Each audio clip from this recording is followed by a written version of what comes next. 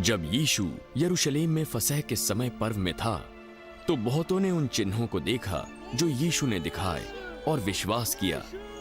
परंतु यीशु ने अपने आप को उनके भरोसे पर नहीं छोड़ा, क्योंकि वो सबको जानता था। उसे आवश्यकता न थी कि कोई उनके बारे में उसे बताए, क्योंकि वो जानता था उनके मन में क्या है। फरीसियों में निकोदेमुस नाम का एक व्यक्ति था, जो यहूदियों का सरदार था। एक रात वो यीशु के पास आया।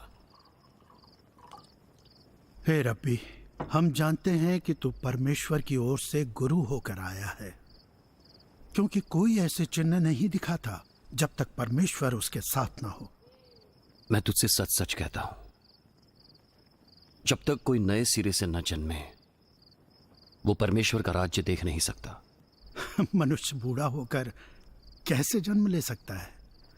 निश्चित है वो अपनी माता के गर्भ में जाकर फिर से जन्म नहीं ले सकता। मैं तुझसे सच सच कहता हूं,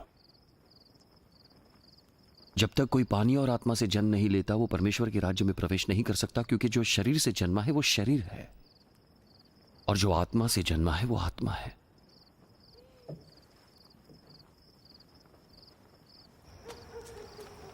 अचंबा ना करो कि मैं तुमसे कहता हूं कि नए सिरे से जन्म लो। हवा जिधर चाहती है उधर चलती है, तुम उसकी आवाज सुन सकते हो, पर यह नहीं जानते कि वो कहां से आती है और कहां जाती है। जो कोई आत्मा से जन्मा है वो ऐसा ही है। ये कैसे हो सकता है?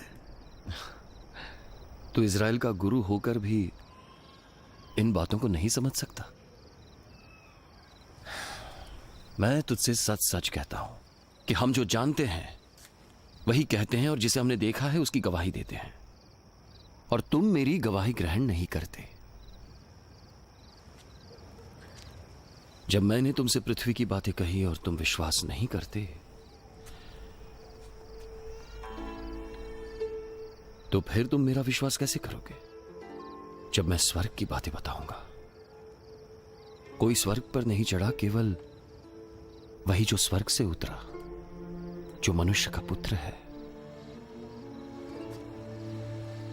और जिस रीति से मूसा ने जंगल में सांप को ऊंचे पर चढ़ाया, उसी रीति से मनुष्य के पुत्र को ऊंचे पर चढ़ाया जाना आवश्यक है, ताकि जो कोई उस पर विश्वास करे अनंत जीवन पाए।